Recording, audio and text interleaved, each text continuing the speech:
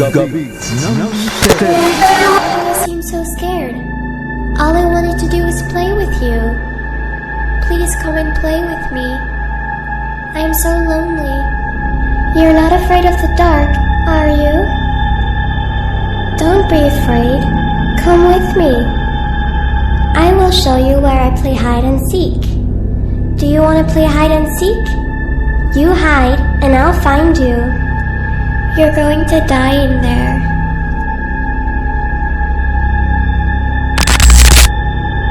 Ito yung kabuuan ng buong bahay. Hindi ko alam nung 2017 meron palang nagbigting isang lalaki dito. Palaka yung ganyan, di ba?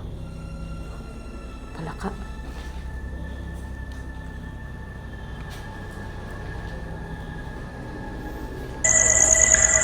Tapos meron daw nagpapakitang ano dito ng bata sa caretaker tuwing tanghali.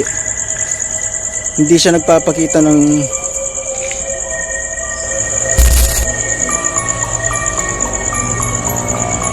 may gumagalaw sa puno. In the spirit world.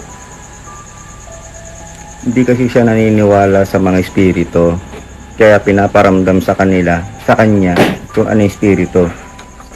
Kaya ganyan ang nangyayari sa kanya. Yan ang ginagawa ni Tricia.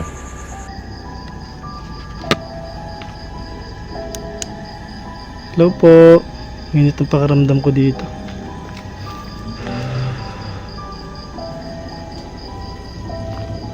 Punta pa ba tayo doon? So,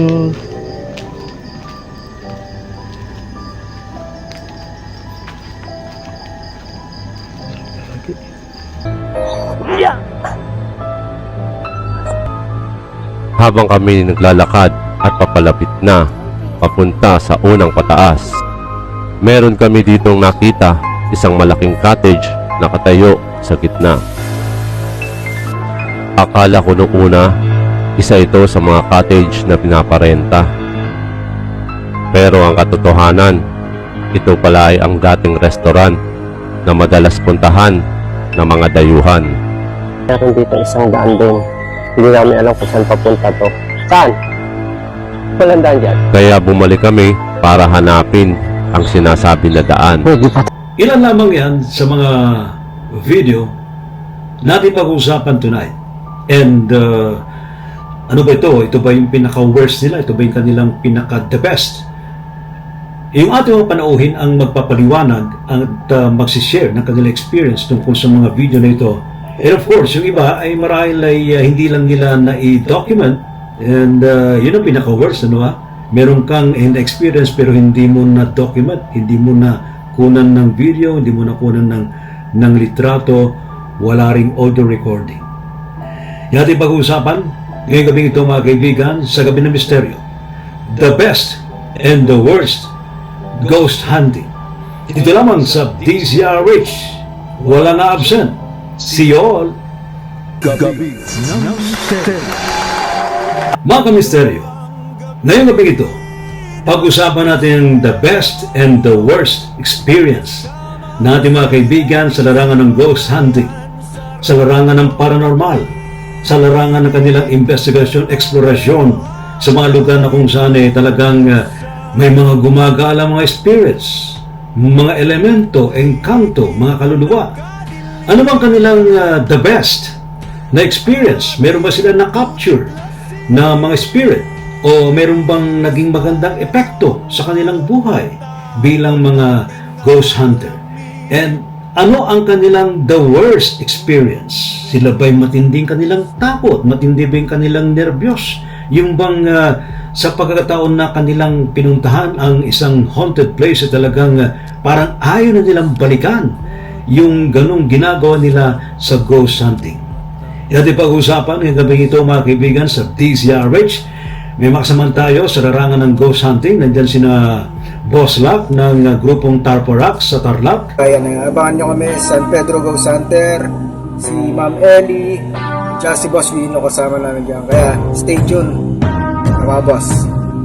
Kita-kits. Ang San Pedro Ghost Hunters, nandyan sina Ma'am Tricia and Sir Paul, and of course, ang ating Lady Ghost Hunter, si Ma'am Elday Rit. Hi! Ako pala si Elday Rit. Ang YouTube channel ko guys is Elday Rit Center. Magkita-kita po tayo sa Gabi ng Misteryo hosted by Sir Riti Sibayan. Sa Sabado alas 10 na gabi live tayo sa DZRH Radio, television, cable channel, sa Facebook at saka sa YouTube. Ang pag-uusapan natin or ang topic natin dito is about the best at saka the worst ng ghost hunting. So, marami na tayong videos, 1,000 na mahigit. Pero isa to siya sa the best at saka the worst ng ghost hunting ko. So, see you all. Sana guys walang absent. Dito lang guys sa Gabi ng Misteryo. At ang dalawa pa nating kasamahan sa larangan ng paranormal and ghost hunting, sina Boss Wino and Zaldi ng Ghost Tech. Ang topic po namin dito is yung the worst and the best na ghost hunting namin. No? So, may iba pa rin po tayong mga kasama dito na nag-ghost hunting. No? So, ayun lang mga boss. At ang ating pag-uusapan doon ay ang mga naging karanasan namin bilang mga ghost hunter, ang the best ghost hunting and the worst ghost hunting. Dito magkakaroon kami ng sharing sa aming mga naging experience dito. At inaanyayahan ko kayo na muling manood at suportahan ako sa larangan ng aking paglalakbay na ito. Hindi lang ako nag-ghost hunting, kundi ako rin ay gumagawa ng mga ghost hunting equipment. Ako ang nasa likod ng Ghost Tech para investigator equipment. Yan ating pag-uusapan ngayong gabing ito sa Gabi ng Misteryo.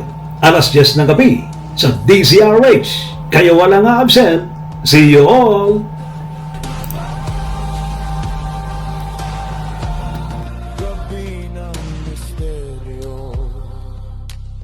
Gabi ng Misteryo.